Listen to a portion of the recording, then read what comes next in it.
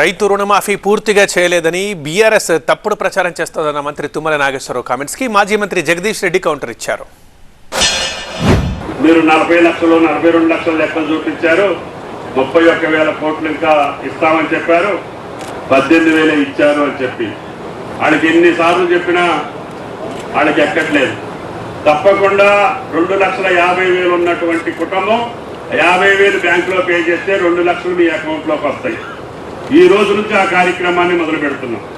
కాబట్టి మేము చెప్పినటువంటి లెక్క ఇది మేము చెప్పినటువంటి లెక్క కాదు. ఈ 31,000 కూడా టీఆర్ఎస్ ప్రభుత్వం ఆనాడు లక్షలోపు రుణాలు మాఫీ చేస్తేనే దాదాపు 36 లక్షల పైగా రైతులు వచ్చిండ్రు.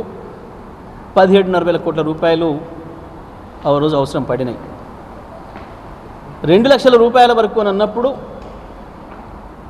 రాష్ట్ర ప్రభుత్వం ముందుగా బ్యాంకర్లను పిలిచి అడిగితే వాళ్ళు ఇచ్చిన సమాచారం ప్రకారం 49,000 కోట్ల రూపాయలు, 50 లక్షల మంది రైతులు.